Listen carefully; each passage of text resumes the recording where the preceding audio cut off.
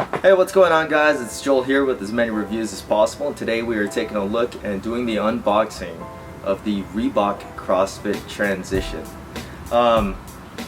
There's not a whole lot out there about these shoes.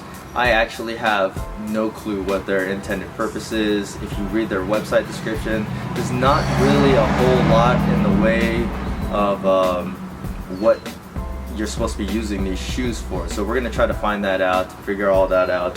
But first, let's take a look at the shoes.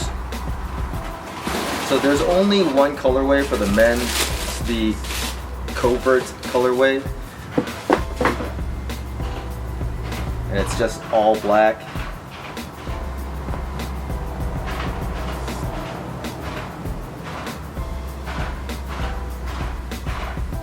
Let's see. So they're not as bad looking in real life as they look online. I know the stock photos make them look pretty hideous, but actually the material is pretty nice. It's got like a mesh upper. There's no Kevlar except for the strap. Actually looks like it's Kevlar, or it's got that Kevlar infusion. You've got a TPU heel counter that extends all the way to the lateral and medial parts. Of course, you've got the medial strap. The shoelaces are like the Nano 6 shoelaces. They're flat. They actually feel a little bit more flimsy. This is like a mid shoe. So I've got my Nanos on, so let's take that off. Let's see here. So here you go.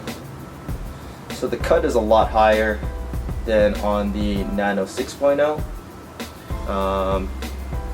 They're definitely a little bit heavier, but not by that much.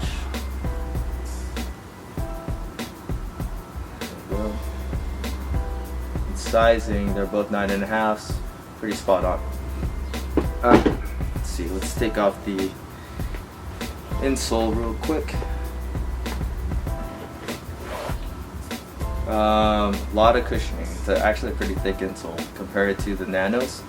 It feels like the Nano Pump Fusion's insole. Put that back in here. So this shoe does have a version of the Rope Pro, but all these little diamonds are kind of like the same thing as the actual place where the rope makes contact. For the most part, the outsole is just very flat, plain. Let's get this insole in here. Alright, let's put them on. That insole is a bitch and a half to get into the shoe. Alright, so the toe is a little bit more pointed than the Nanos are, making them feel a little bit bigger, kind of like the Speeds. Overall, the fit it's a generous fitting shoe. It's pretty wide. It feels pretty stable. I was assuming that the heel was going to be a little bit taller because it looks a little bit taller, but it is, but it's not like a lifter as far as heel height goes. It's probably a little bit taller though. It feels very dense, kind of like the Adidas Powerlift trainer, and I think that's kind of what they were going for with this shoe. Not a full like trainer or Nano replacement, but something in between a lifter and a Nano. It's an interesting shoe. Interesting shoe. I'm gonna try them out a little bit later, so I'll probably have a little bit more to tell you, maybe via Instagram.